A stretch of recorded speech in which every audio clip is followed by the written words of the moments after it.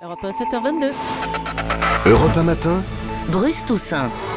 Voici l'homme le plus connecté de France, ex-aequo avec Nico Saliagas bien sûr. Voici Guy Birenbaum pour Vue du Net sur Europe 1. Bonjour Guy. Bonjour à tous. Alors les intempéries conduisent les internautes à rivaliser de clichés, de commentaires sur les réseaux sociaux. Oui Bruce, chaque épisode neigeux transforme le web en un grand manteau blanc. Sur son blog L'Atelier des icônes, le chercheur spécialiste des cultures visuelles et numériques André Gunther t'explique dans un billet titré « Il neige sur Facebook » que Facebook est le nouvel album photo que l'on feuillette avec sa communauté, le lieu qui accueille par excellence l'expression des émotions privées, fussent-elles partagées. Et les mêmes partages d'émotions ont eu lieu sur le réseau social Twitter ou sur Instagram, c'est le site de photos. Absolument, les images insolites côtoient les centaines de clichés de paysages enneigés et aussi les pensées inquiètes à propos des SDF qu'on n'oublie pas. Niveau insolite, des photos de skieurs de fond ou de chasse-neige dans Paris. Oui, Apocalypse Snow, comme l'écrit Ingrid Zerbib sur Twitter. Alors il y a aussi la farandole des bonhommes de neige. Ah, je peux pas raconter tous les bonhommes de neige affreux que j'ai croisés sur le web, surtout ceux horribles tweetés par Christine Bravo, qui sont censés représenter ses camarades dont va se gêner. Oui,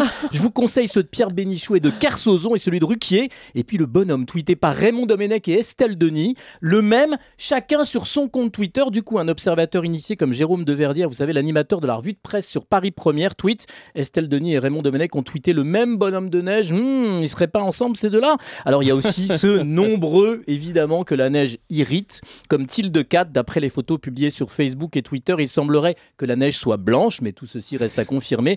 Ou encore un des rois des geeks, comme on dit, Corben, qui est très caustique. Cette neige inespérée donne un sens à vos vies, sans parler des internautes canadiens ou alors les expatriés, que nos embarras font beaucoup. Oui. Alors là, je vous garantis, ils se marrent vraiment. Le déluge de tweets neigeux continue en temps réel? Ah oui, alors là, le mot clé neige, allez voir, continue à susciter des centaines de messages avec deux cas de figure. Ceux qui se désolent en ce moment parce qu'il n'y a pas de neige et qui sont obligés d'aller en cours, c'est assez drôle. Et ceux qui se désolent parce qu'ils sont quand même un petit peu déjà dans la galère. Alors à tous, je veux dédier la meilleure blague tweetée à plusieurs reprises à propos de la neige.